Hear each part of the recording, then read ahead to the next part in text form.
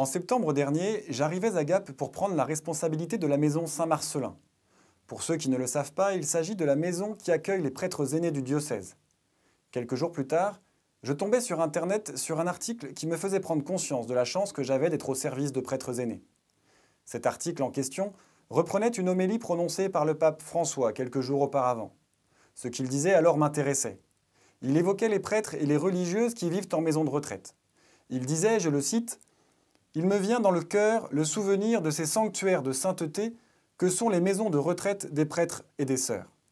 De bons prêtres, de bonnes religieuses, qui vieillissent avec le poids de la solitude, dans l'attente que le Seigneur vienne frapper à la porte de leur cœur.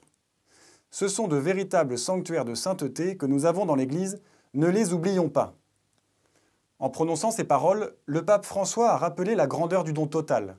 Non pas celui des missionnaires martyrs morts à l'autre bout du monde, aussi grand soit-il, mais celui des prêtres qui donnent leur vie ici, au quotidien, chez nous, dans nos paroisses et nos communautés, avec toujours une humilité débordante. Tous les prêtres accueillis à la maison Saint-Marcelin à Gap ont eu des vies enthousiasmantes, aussi différentes soient-elles. Il s'agit pour nous de témoignages de vie simple, paisible et joyeuse, toutes tournées vers les autres.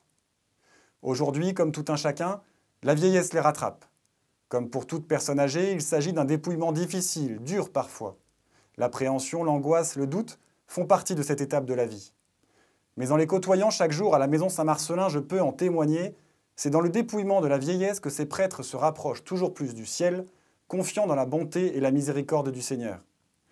À la fin de cette homélie qu'il a prononcée à la maison Sainte-Marthe au Vatican, le pape François faisait cette prière. « Seigneur, garde ceux qui sont à ce moment du dépouillement final pour qu'ils te disent encore une fois seulement « Oui Seigneur, je veux te suivre ».